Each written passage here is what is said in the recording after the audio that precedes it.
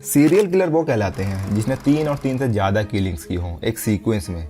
लेकिन आप बताओ इसे क्या नाम दोगे जो 100 बच्चों का कत्ल करके उसके डेड बॉडीज को एसिड में पिघलाने के बाद उसे टॉयलेट में फ्लश कर देते हैं। It's a Javed Iqbal, A prolific serial killer, 100 मासूम बच्चों का कातिल। केस तो आपने बहुत सारे देखे होंगे, पर ये जो आदमी की जो हरकत है, ये हरकत किसी लोगों ने नहीं कर रखी होगी।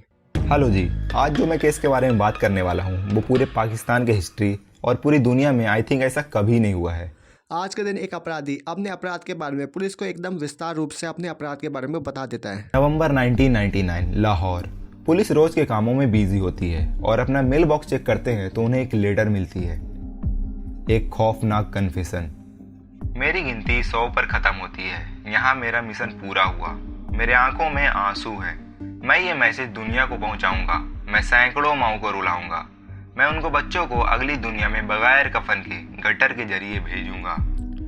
बिल्कुल ही अनजाने रूप से पुलिस को इस अपराध के बारे में पता चलता है, जिसमें पुलिस को पहले तो विश्वास नहीं होता। उस लेटर में एक एक बच्चे का नाम, पता और किस जरिए से उसका कत्ल किया गया था सब कुछ डिटेल्स में लिखा था। कितना टाइम लगा उसके बॉडीज को एसिड में डिसॉल्व होने में और एसिड का खर्चा कितना आया, और आखिर में घर का पता दिया हुआ था। पुलिस को अपराधी मिल चुका होता है, पर पुलिस खाली हाथी इधर से लौट के आ जाती है। 16B Ravi road. Deputy superintendent of police Tariq combo अपने साथ कुछ ऑफिसर्स लेकर पते पर पहुंचते हैं और दरवाजा खटखटाने पर एक शख्स बाहर आता है। जावेद इकबाल, उम्र 38 साल। पुलिस उसे खत के लिए सवाल करती है और डिटेल्स मांगती है।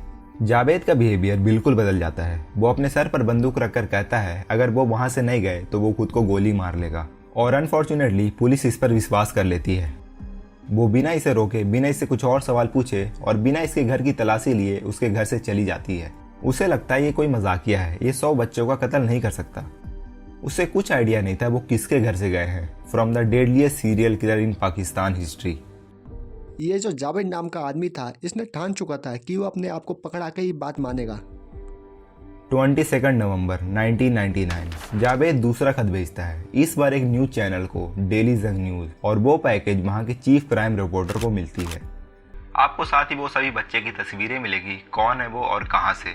और मैं चाहता हूं आप अपने अखबार के जरिए इस दुनिया को बताओ मैंने क्या किया। आप मेरे मकान पे जाओ तो सब सबूत मिल जाएगी, और जब आपको मालूम होगा मैंने क्या अचीव किया है तो पूरी दुनिया हैरान रह जाएगी। ये पहले तो बच्चे को एकदम संतरे का जूस पिलाता है जिसमें बेहोश करने वाली दवाई थी, और उसके बाद ये साइनाइड का इसका मास्क बना देता है जिससे ये बच्चा मर जाता है। उसके बाद मैंने हर एक रात एक एक कत्ल किए और उसके बॉडी को डिस्पोज किए। मैं हूं जावेद इकबाल। अब क्राइम रिपोर्टर के पास 2 रास्ते थे। पहला कि वो इस पर यकीन ना करे, और दूसरा शायद जावेद ने जुर्म किया हो। वो अपने कलीग के साथ बिना देर किए पते पर पहुंचते हैं, लेकिन गेट पर ताला लगा होता है। तो रिपोर्टर दीवार फांदकर घर में घुसते हैं तो पूरे घर में एक अजीब सी महक थी। अब ये बंदे के जब रूम में ताला से निकल जाते हैं तो बहुत से बंदों के तो हाथ एसिड से जल जाते हैं। मैंने जब ड्रम खोला तो आप सोच भी नहीं सकते मेरी क्या हालत हुई। उसमें लोथड़े थे और एसिड से मेरे हाथ जल गए, और उसको वो सब कुछ वहाँ मौजूद था। हमारा जो कि सस्पेक्ट होता है वो बता देता है कि अब मैं सुसाइड करने के लिए जा रहा हूँ। मैंने जानबूझकर कुछ बॉडीज को डिसॉल्व नहीं किया ताकि अथॉरिटी उसे पहचान सके, और मैं अब रावी नदी में सुसाइड करने जा रहा हूँ। पाकिस्तान पुलिस अब इसके बाद चौकन्नी हो जाती है। अब वो बोलते हैं कि कहीं से भी ढूंढ के लेके आओ, पर इस बंदे को ढूंढ के हमारे सामने लेके आओ। 3 दिसंबर आ चुकी थी और अखबार ये स्टोरी को प्रिंट करने का डिसाइड करती है। वो फ्रंट पेज पर एक शॉकिंग हेडलाइन चलाते हैं। अखबार की ये खबर पब्लिक तक पहुंचती है और साथ ही 57 बच्चों के नाम और पता, जिनके बाद उनके घर के बाहर बच्चों के माँ बाप की भीड़ लग जाती है। जब माँ बाप अपने बच्चों के जूते कपड़े पहचानते हैं तो वो जिस तरह से रोते हैं, उन पर जो बीतती है मैं उसे अपने लफ्जों में बयान नहीं कर सकता। पुलिस के पास कन्फेशन थी, उनके पास मर्डर की डिटेल सबूत थी, उनके पास क्राइम सीन थी, उनके पास बॉडीज की पार्ट्स थी, लेकिन उनके कस्टडी में कोई सस्पेक्ट नहीं था। जावेद इकबाल फरार था और उसे खोजने के लिए पाकिस्तान पुलिस अपने हिस्ट्री की सबसे बड़ी सर्च ऑपरेशन लॉन्च करती है। हफ्ते गुजर जाते हैं लेकिन जावेद का कुछ पता नहीं था। जैसा कि जावेद ने अपने कन्फेशन में कहा था कि वो रावी नदी में सुसाइड करने जा रहा है। जावेद नाम का आदमी खुद आता है और अपने गुनाहों के बारे में बता के खुद को ही अपने आप को सरेंडर कर लेता है। तो पुलिस भी रावी नदी में डेड बॉडी को खोजने की कोशिश करती है, लेकिन उन्हें कोई भी डेड बॉडी नहीं मिलती। जावेद इकबाल डेली जंग अखबार के ऑफिस में आता है और अंदर दाखिल होते ही खुद को सरेंडर करता है। मैं हूँ जावेद इकबाल, 100 बच्चों का कातिल। मुझे इस दुनिया से नफरत है। मुझे अपने किए पर कोई पछतावा नहीं। मैं मरने के लिए तैयार हूँ। मैंने 100 बच्चों का कत्ल किया है। मैं 500 का भी कर सकता था, लेकिन मैं अपने वादे को तोड़ना नहीं चाहता।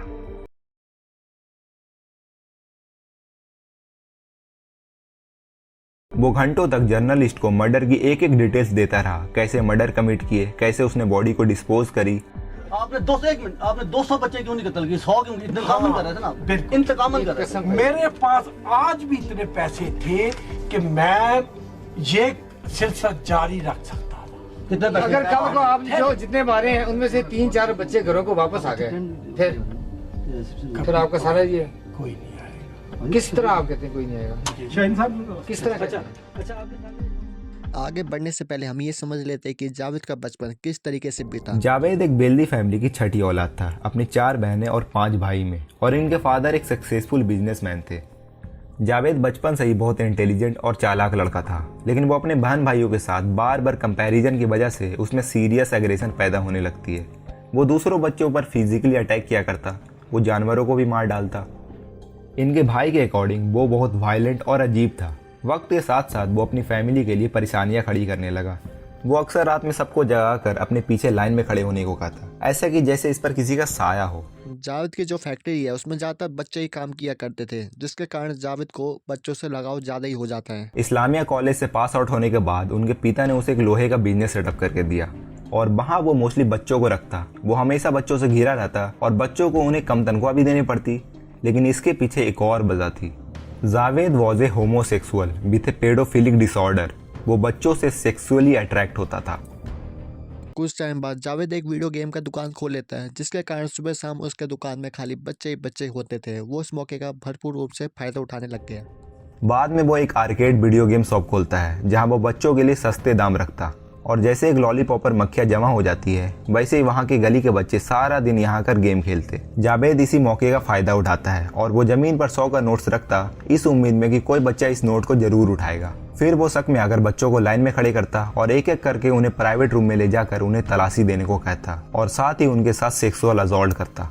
कभी कभार वो बच्चों को पैसे भी दे दिया करता था उसे खुश रखने के लिए। कुछ टाइम बाद पुलिस जावेद को केस को लेके उसके 2 भाई और उसके पापा को गिरफ्तार कर लेते हैं। इन लेट 1990 एक पिता कंप्लेंट करता कि जावेद ने उसके बेटे का रेप किया है। पुलिस जावेद को ढूंढने की कोशिश करती है, लेकिन जावेद फरार था, और वो जावेद के पिता और उनके 2 भाइयों को अरेस्ट कर लेती है और उन्हें 7 दिन तक जेल में रखती है। लेकिन जावेद अभी तक खुद को सरेंडर नहीं करता, और 8वें दिन पुलिस एक और को अरेस्ट करती है। इस बार एक बच्चा जो जावेद के घर में रहा करता था, उसे पुलिस स्टेशन लाया जाता है, और इसके कुछ ही घंटों बाद फाइनली जावेद अथॉरिटी के सामने खुद को सरेंडर करता है और बच्चों को छुड़ाने की मांग करता है। जावेद अब किसी तरह से पुलिस और जिसने इस पर रेप का चार्ज लगाया था उसे रिश्वत देकर खुद पर लगे सभी चार्जेस को हटवा देता है, और फिर इसे बेल मिल जाती है। अब जावेद का डिवोर्स भी हो जाता है, और जो वो दूसरी शादी करता है वो शादी भी 1 साल से ज़्यादा टिक नहीं पाती। जावेद की इस बिहेवियर की वजह से उसकी बीवी उसे छोड़ देती है, और इसके बाद जावेद एक और शादी करता है, और वो शादी भी 1 साल के अंदर टूट जाती है। जावेद को अपने पापा की वसीयत मिल जाती है, जिससे वो अपने शौक पूरे करने लग जाता है। 1993 इनके पिता की मौत हो जाती है, और इनके पिता के जाने के बाद इन्हें वसीयत में 30 लाख रुपए मिलते हैं, और वो उस पैसे से राना टाउन में एक विला बनाता है। वो वीडियोग्राफी का शौकीन भी था, इसलिए अपने लाइफ के सभी एस्पेक्ट को रिकॉर्ड करता है।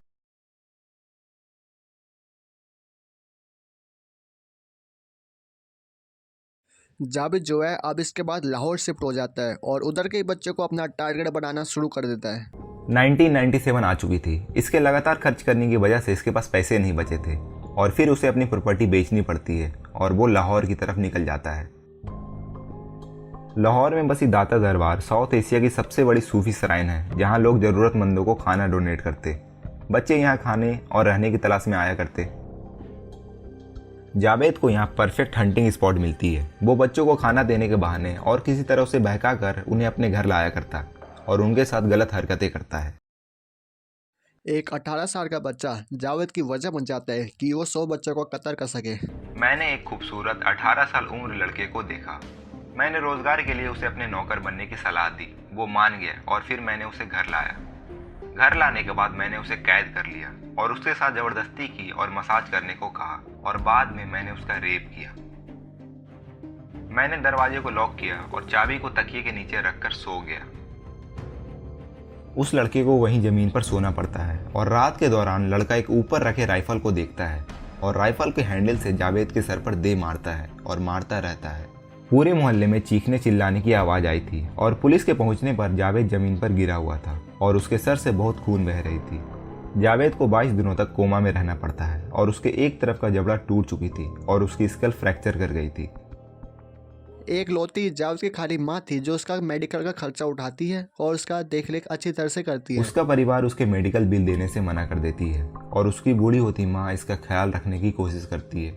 वो रात भर इसके लिए आंसू बहाती है। इंक्वायरी के बाद जावेद पर रेप का चार्ज लगता है लेकिन बाद में बेल मिल जाती है। लेकिन इस इंसिडेंट की वजह से जावेद के दिल में यंग बच्चों के लिए कहीं ज़्यादा नफरत पैदा हो चुकी थी और दूसरी चीज़, वो अपनी माँ को रोता हुआ नहीं देख सकता था।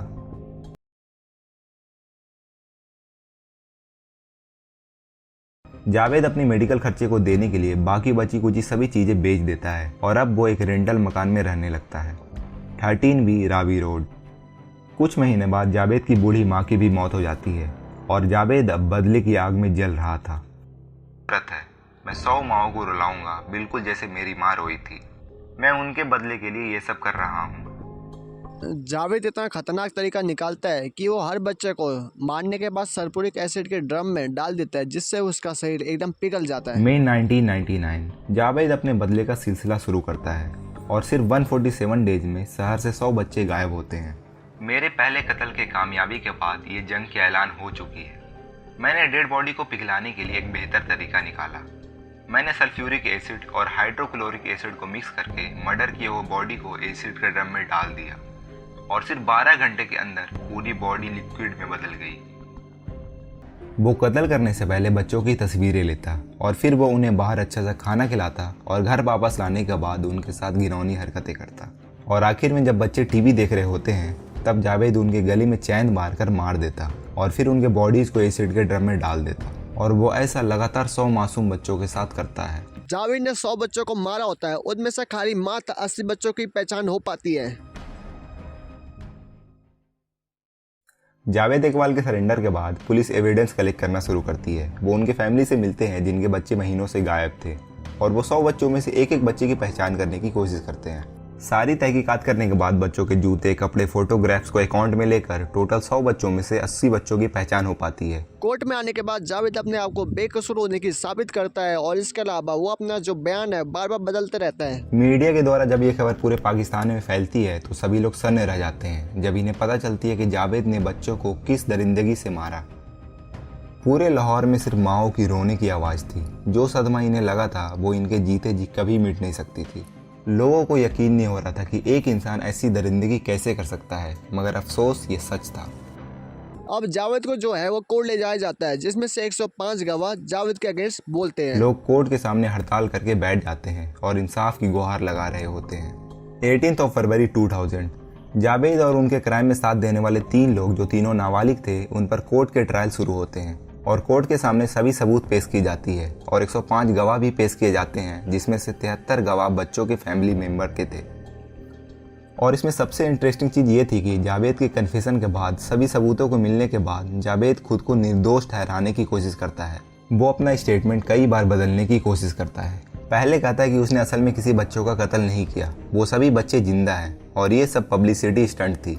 दूसरे स्टेटमेंट में कहता है कि 20 लोग इनके घर में आकर बच्चों को कत्ल करके गए हैं और वो किसी को ना बचा सका, इसलिए उसने गिल्ट में आकर खुद को सरेंडर किया। तीसरे स्टेटमेंट में कहता है कि उसने कत्ल तो किए हैं लेकिन इसलिए ताकि सड़क पर रह रहे बच्चों को अटेंशन मिल सके और सरकार उस पर ध्यान दे सके। ये जो सजा मिलती है जावेद को, ये सजा सुन के पाकिस्तान का हर एक जनता इसके ऊपर बहुत ही ज़्यादा खुश हो जाता है और ये ट्रायल घूम फिर कर 2 महीने तक चलती है और जज अपना फैसला सुनाता है जो कि पाकिस्तान के हिस्ट्री में आज तक किसी को ऐसी सज़ा नहीं मिली थी। जावेद के साथी साजिद को 686 साल की सज़ा सुनाई जाती है और नदीम को 186 साल की और साबिर जो सिर्फ 13 साल का था उसे अगले 42 साल तक जेल में रहने का हुक्म दिया जाता है। सो बेसिकली उम्र कैद दी जाती है। और ये सब का हेड जावेद वही सजा भुगतने वाला था जो उन्होंने बच्चों के साथ किया। जावेद को 100 बार फांसी दी जाएगी वही चेन से जिससे उसने बच्चों का कत्ल किया। इसके शरीर को 100 पार्ट्स में काटा जाएगा और एक एक करके पार्ट्स को एसिड में डुबाया जाएगा, बिल्कुल जैसे उसने बच्चों के साथ किया। एक दिन जावेद अपने सेल में एकदम मरा हुआ पाया जाता है। उसके मरने की वजह अब तक कोई पता नहीं लगा पाया है। 9 अक्टूबर 2001 Kot Lakhpat maximum security jail block 7 में जावेद इकबाल अपने पार्टनर के साथ मरा हुआ पाया जाता है। इनिशियल रिपोर्ट से ये पता चलती है कि जावेद और साजिद ने अपने बेडशीट का फंदा बनाकर सुसाइड कर लिया, लेकिन दोनों मुजरिम को एक ही तरह एक ही टाइम पर मर जाना ये सवाल खड़ी करती है कि ये वाकई सुसाइड था या इसे मारा गया।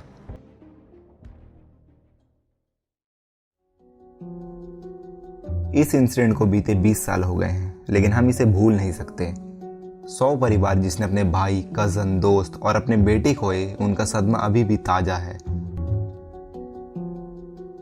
सभी बच्चे शहर में एक उम्मीद लेकर आए थे, एक नई जिंदगी की तलाश में, और उन्हें बेदर्दी से कत्ल कर दिया गया। हम एटलीस्ट उनके परिवार को याद कर सकते हैं और ऊपर वाले से दुआ कर सकते हैं कि कभी भी ऐसा दोबारा किसी के साथ ना हो।